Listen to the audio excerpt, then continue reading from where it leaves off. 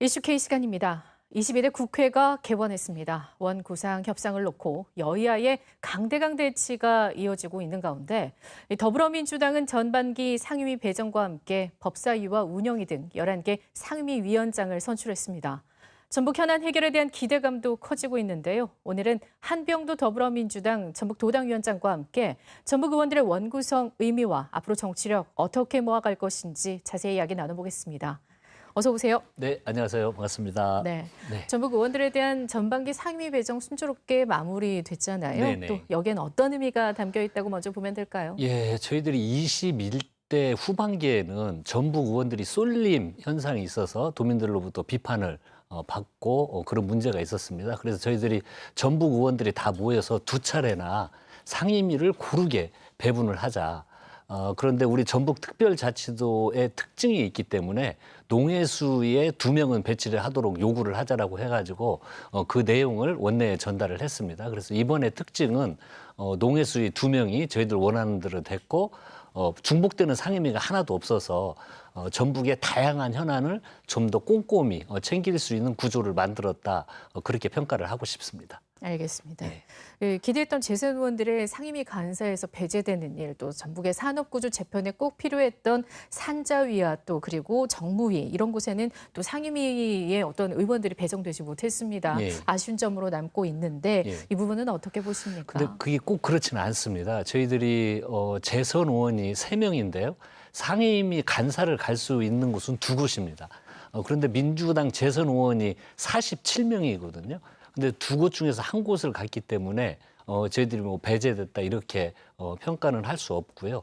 근데 이제 산자위 같은 곳은 좀 아쉬움이 있습니다. 그래서 저희들이 산자위 포함 전북 국회의원들이 배정되지 못한 곳은 저희들이 애결위에 2명 이상을 꼭 배치하도록 하겠습니다.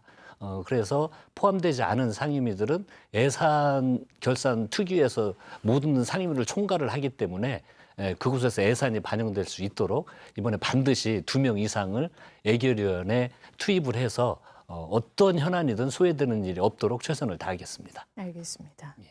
22대 전북 출신 국회의원들 가운데서는 또 삼선의 중진들, 무게감 있는 중진들이 3명이나 포진돼 있지 않습니까? 이 상임위원장 배정에 대한 기대도 컸던 게 사실이고요. 네. 안호영 의원만 환노위의 위원장 되셨어요. 예. 이번 국회에서도 전북 출신 국회의원들의 위상이 아직까지 자리 잡지 못하고 있는 거 아닌가 우려도 있는데 어떻게 보십니까?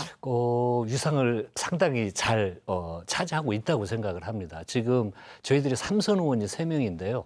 민주당 사무총장이 1명 있고요. 네, 김윤도 그리고 의원님. 모든 정책을 총괄하는 이 정책위 부장도 우리 전북 출신 전북대학교를 졸업한 우리 진성중 의원이 정책위 의장을 맡고 있습니다. 또 1명은 환노위 위원장이 됐고요. 저도 나이에서 조금 밀리기는 했는데 후반기 되면 또 상임위원장을 할 수 있기 때문에 삼선으로서 차지할 수 있는 역할들은 충분히 해낼 수 있다. 이렇게 생각을 합니다. 알겠습니다. 후반기 기대해봐야 되겠군요. 네.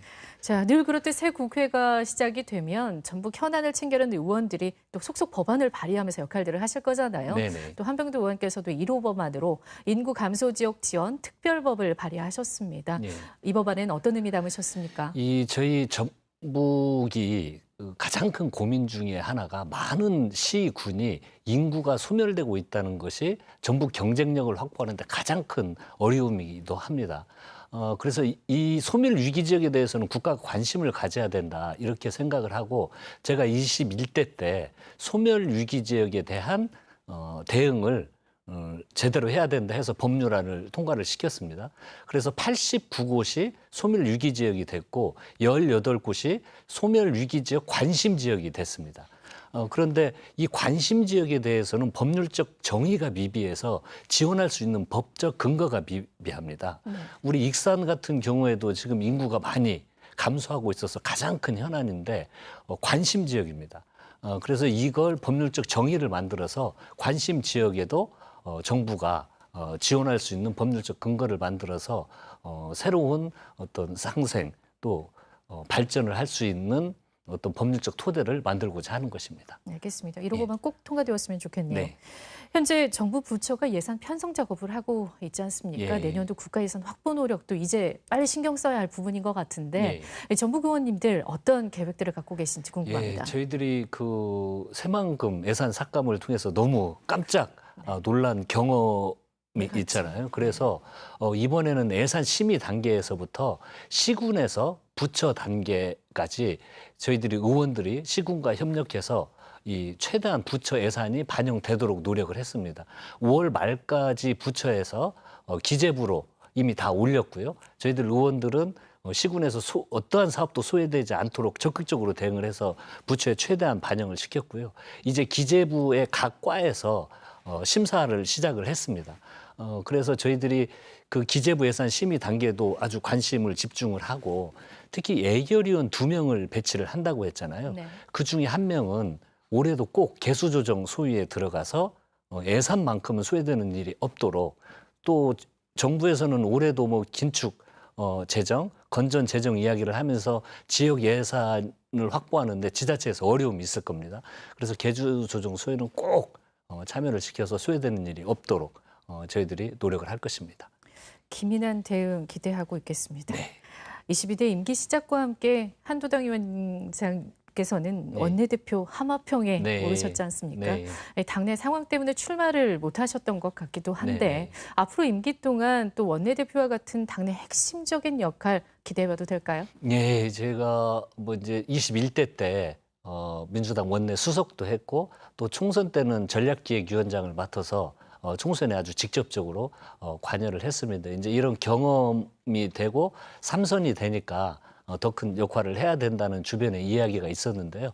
저뿐만이 아니고 우리 3선 이상의 의원님들이 당에서 어떠한 역할이든 마다하지 않고 꼭 해내도록 하겠습니다. 그리고 해낸다면 그것은 우리 전라북도 특별자치도의 새로운 도약을 위한 원동력을 삼을 수 있도록 저 포함 모든 의원들이 함께 노력하겠다는 말씀 드립니다. 알겠습니다. 22대 국회의원들을 바라보는 국민들의 시선이 굉장히 예민한 상황이지요. 네. 꼭 좋은 활약 기대하겠습니다. 네, 감사합니다. 감사합니다.